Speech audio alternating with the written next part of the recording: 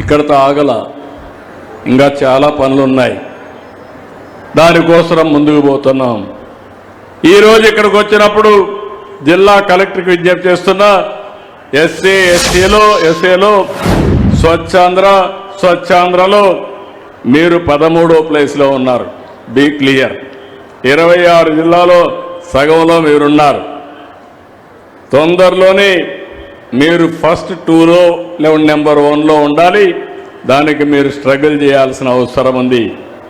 నేను ఇప్పుడు కొత్త పద్ధతి పెట్టుకున్నాను.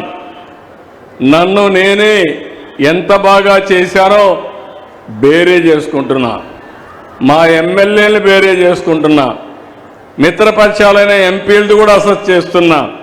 మళ్ళా వాళ్ళని గెలిపించే బాధ్యత, గెలవాల్సిన అవసరం ఈ రాష్ట్రానికి ఉంది కాబట్టి అవి కూడా అనలైజ్ చేసుకుంటున్నా. కలెక్టర్స్ పనితనాన్ని కూడా చూస్తున్నా, ఎస్పీల పనితనాన్ని చూస్తున్నా. మీ గ్రామంలో ఉండే చిన్న అధికారి ఉంటే ఆ అధికారి పనితనాన్ని కూడా చేసి ఒకసారి చెప్తా, రెండోసారి చెప్తా, మారకపోతే ఏం చేయాలో మారే వరకు వదిలిపెట్టనని మరొకసారి మీ అందరికీ హామీ ఇస్తున్నా. నా ఆలోచన ఒకటే, ఈ రాష్ట్రాన్ని బాగు చేసుకోవాలి. అది మన చేతుల్లో ఉంది. ఈరోజు మీరు ఒక్కసారి చూస్తే ఈ కూటమి ప్రభుత్వం వచ్చిన తర్వాత అనకాపల్లి జిల్లా ఒక పరిశ్రమల హబ్గా తయారైంది.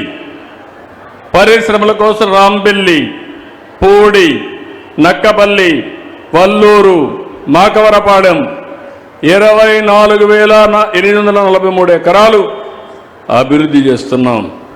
కోడూరు, పరవాడ, అచితాపురం ఎంఎస్ఎంఈ పార్కులు తీసుకొచ్చాం. జిల్లాలో తొలి ప్రైవేట్ ఇండస్ట్రియల్ పార్క్ నక్కపల్లిలో 93 ఎకరాల్లో ఏర్పాటవుతుంది. మహిళల కోసం ఇండస్ట్రియల్ పార్క్ అలీప్ ద్వారా 32 ఎకరాలు కేటాయించాం.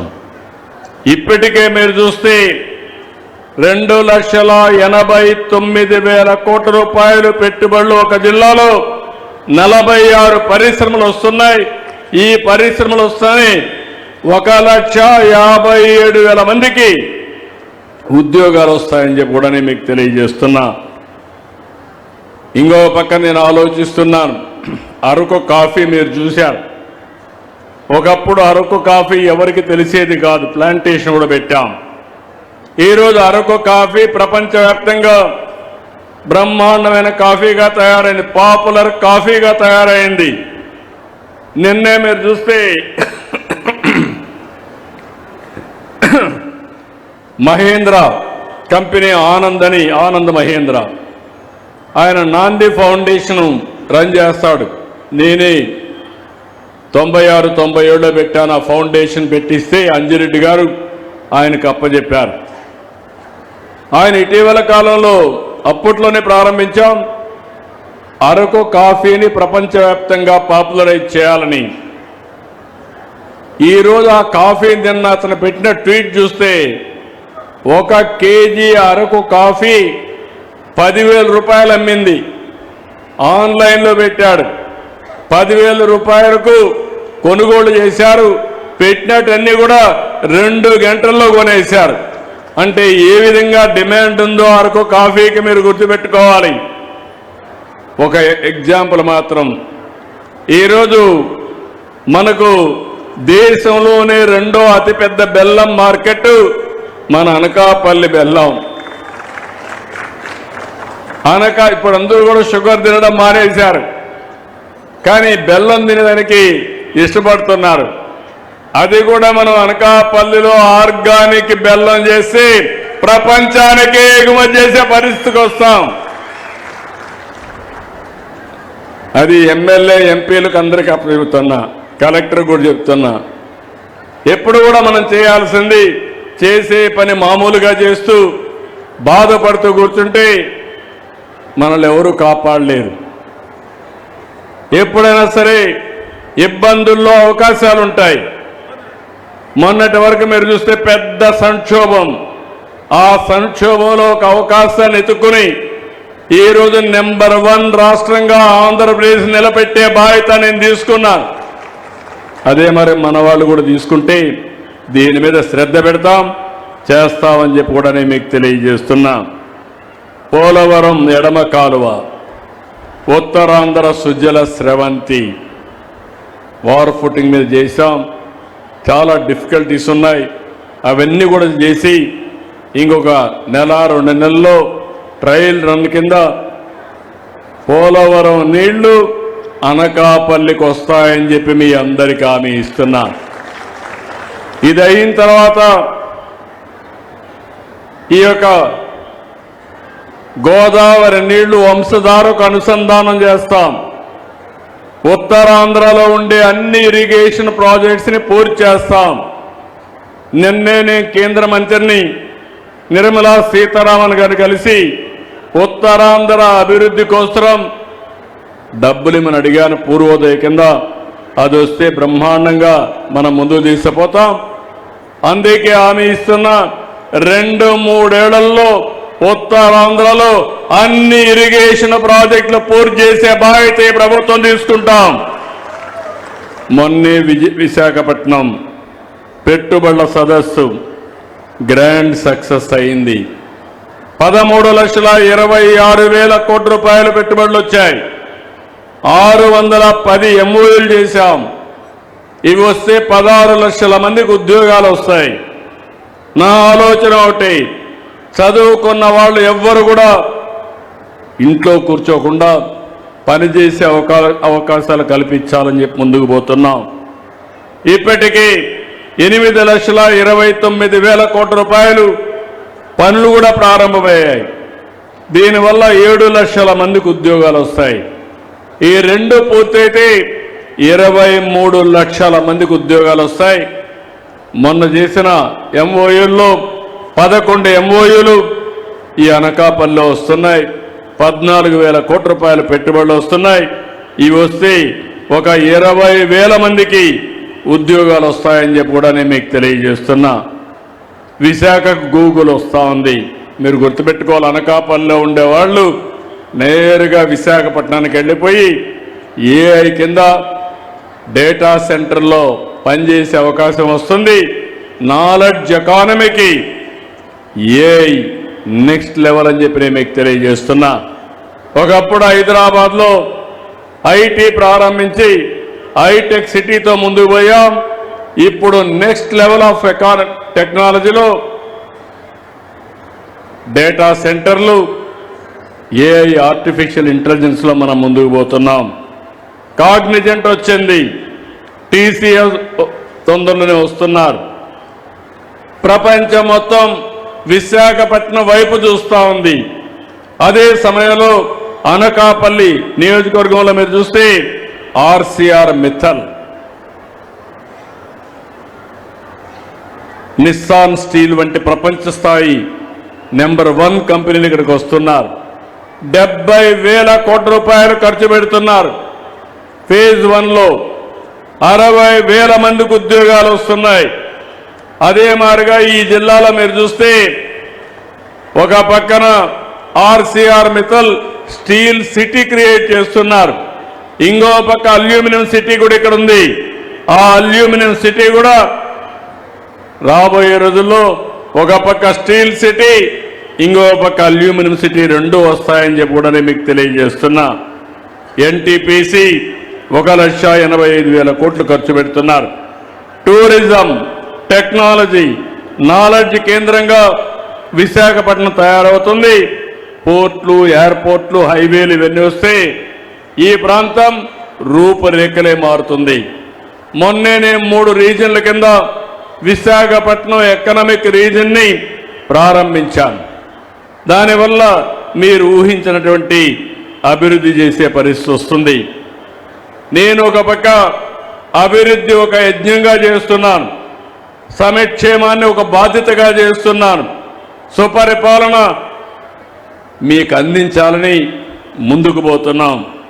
కానీ మనం అందరం కూడా ఒక యజ్ఞంగా చేస్తే ఇప్పుడు రాక్షసులు ఈ యజ్ఞాన్ని భగ్నం చేయడానికి వస్తున్నారు. వివిధ రూపాల్లో వస్తున్నారు. ఎక్కడికక్కడ అడ్డుపడుతున్నారు.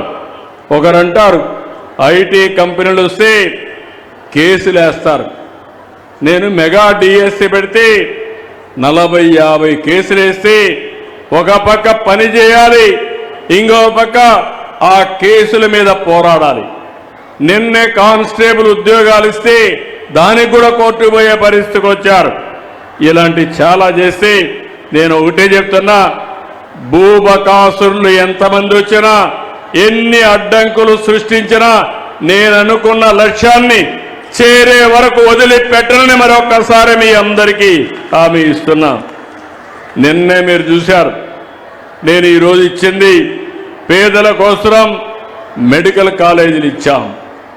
మీ అందరూ ప్రజలోడు గుర్తుపెట్టుకోవాలి, నేను ఇచ్చింది ప్రైవేటుకి కాదు, మేనేజ్మెంట్ ఇచ్చాం. దానివల్ల సీట్లు పెరుగుతాయి, హాస్పిటల్స్లో అడ్మిషన్స్ అన్ని ఎన్టీఆర్ వైద్య సేవ కిందనే ఉచితంగా చూపిస్తాం. అదే మాదిరిగా ఇన్ పేషెంట్స్ అందరినీ 70% వెనకే వస్తాయి. ఇలాంటివి వస్తే ప్రైవేటుకి ఇచ్చామని కావాలని మాట్లాడే పరిస్థితికి వస్తున్నారు. అంటే మనందరం గుర్తుపెట్టుకోవాల్సింది, మొన్నటి వరకు 104 కానీ 108-9 కానీ దేని కింద ఇచ్చారని అడుగుతున్నా. ఇలాంటివన్నీ కూడా మీరు ఒక్కసారి ఆలోచించుకుని పూర్తిగా సహకరించాల్సిన అవసరం మీ పైన ఉందని చెప్పి కూడా నేను మీకు తెలియజేస్తున్నాను. అందుకే ఈరోజు నేను ఇటీవల కాలంలో యోగా పెట్టాం, మీరు చూశారు. విశాఖపట్నం కేంద్రంగా నేను యోగా పెడితే దగ్గర ఇది మీరు గుర్తుపెట్టుకోవాలి, యోగా అనేది మన భారతీయ సంపద, మన సంస్కృతిలో భాగం. ఈరోజు 150 దేశాలు యోగాని ప్రాక్టీస్ చేస్తున్నాయంటే, ప్రపంచం మొత్తం మనల్ని ఫాలో అవుతా ఉందంటే అది నరేంద్ర మోడీ గారు ప్రపంచవ్యాప్తంగా యోగాకు తీసుకొచ్చిన గుర్తింపు. 11వ యోగా ప్రపంచ దినోత్సవం జరిగితే విశాఖపట్నం కేంద్రంగా చేయాలని కోరినప్పుడు ప్రపంచం మెచ్చే విధంగా ఆ కార్యక్రమాన్ని చేశాం. 30 రోజులు ప్రజారోగ్యం కోసం యోగాని గ్రామాల్లో ప్రాక్టీస్ చేపించాం. 2,18,00,000 మంది పాల్గొన్నారు. ఇంకో పక్క విశాఖలో ఎప్పుడు జరిగి ఉండదు, 26.3 కిలోమీటర్లు 3 లక్షల మంది రాత్రంతా మేలుకొని తెల్లవారుతో 5 గంటలకు ఆ ప్రాంగణానికి వచ్చారంటే అది యోగాకుండే విశిష్టత. 2 గిన్నీస్ వరల్డ్ రికార్డ్స్ వచ్చాయి, 25 అదర్ రికార్డ్స్ వచ్చాయి. ప్రధానమంత్రి కేబినెట్లో కూడా వ్యక్తిగతంగా చెప్పాడు, నేను చాలా కార్యక్రమాలు చూశాను కానీ నా జీవితంలో ఎప్పుడూ ఇలాంటి కార్యక్రమాన్ని చూడలేదని సాక్షాత్తు ప్రధానమంత్రి గారు చెప్పారంటే అది మనం చూపించిన చొరవ. దాన్ని విమర్శిస్తారు. విశాఖపట్నాన్ని గంజాయికి డ్రగ్స్ క్యాపిటల్గా చేస్తే ఈరోజు ఏఐ క్యాపిటల్గా, డేటా సెంటర్ క్యాపిటల్గా, యోగా క్యాపిటల్గా మనం చేస్తున్నామని చెప్పి కూడా నేను మీకు తెలియజేస్తున్నా. దందాలు లేవు, భూ కబ్జాలు లేవు. మీరు ఈ విషయం గుర్తుపెట్టుకోవాలి. విశాఖపట్నంలో మీరు చూశారు ఋషికొండ, 500 ఎకరాలు ఋషికొండ. ఋషులు ధ్యానం చేసిన ప్రదేశాన్ని గుండు కొట్టిస్తే దాన్ని కాపాడే బాధ్యత మనం తీసుకుంటున్నాం. 500 కోట్లు అక్కడ ఖర్చు పెట్టిన వ్యక్తులు కనీసం ఒక్క మెడికల్ కాలేజీ కట్టలేకపోయారు. సర్వే రాళ్లపైన 700 కోట్లు ఖర్చు పెట్టారు. ఆ సర్వే రాళ్లన్నీ ఇప్పుడు మళ్ళీ ఏం చేయాలో అవన్నీ చేసే పరిస్థితికి వస్తున్నాం. ఇంకో పక్క ఇంటికి కాంపౌండ్లు కట్టుకొని దగ్గర 12 కోట్లు 15 కోట్లు ఖర్చు పెట్టే పరిస్థితికి వచ్చారు. ఈ ప్రభుత్వం ప్రజల కోసం ఖర్చు పెడతాం. యోగా భావితరాలకు అవసరం, ప్రజారోగ్యానికి అవసరం. తప్పకుండా ఈ కార్యక్రమాన్ని ప్రజా ఉద్యమంగా తయారు చేసే బాధ్యత ఈ ప్రభుత్వం తీసుకుంటాం. ఇలాంటివన్నీ కూడా మీకు గుర్తుపెట్టుకోవాల్సింది. ఈ ప్రభుత్వాన్ని ఒకసారి చూస్తే గంజాయి వనాలుగా మార్చిన ప్రాంతాన్ని అరకు కాఫీ వనంగా మార్చామంటే అది మనకు వాళ్ళకు వ్యత్యాసం అని చెప్పి కూడా నేను మీకు తెలియజేస్తున్నా. అందుకే మిమ్మల్ని అందరినీ కోరుతున్నా, ఈరోజు ఇక్కడికి వచ్చినప్పుడు మీ అభిమానం చూసా, మీ ఉత్సాహం చూసా, నేను మళ్ళీ కోరుతున్నా, ఏదో నెలకొక్క రోజున స్వచ్ఛాంధ్ర కార్యక్రమం చేయడం కాదు, అనునిత్యం మీ జీవితంలో ఈ స్వచ్ఛాంధ్ర స్వర్ణాంధ్ర ఒక భాగం కావాలి. మీ ఆలోచన విధానంలో మార్పు రావాలి. అది మీరు చేయగలిగితే మీ భవిష్యత్తు బంగారు భవిష్యత్తు చేసే బాధ్యత ఈ కూటమిదని చెప్పి మరొక్కసారి తెలియజేసుకుంటూ, ఈ కార్యక్రమంలో భాగస్వాములైన మిమ్మల్ని అందరినీ పేరు పేరున మనస్ఫూర్తిగా అభినందిస్తూ అందరికీ నమస్కారాలు. జై హింద్, జై జన్మభూమి. ఇప్పుడు ఒక ఖురాన్ తీసుకురండి. ఒక్క సెకండ్ మీకు ఒక ఎగ్జాంపుల్ చూపిస్తాను. అందరూ కూర్చోండమ్మా. ఒకే ఒక సెకండ్ తీసుకురా. కూర్చోవాలందరూ.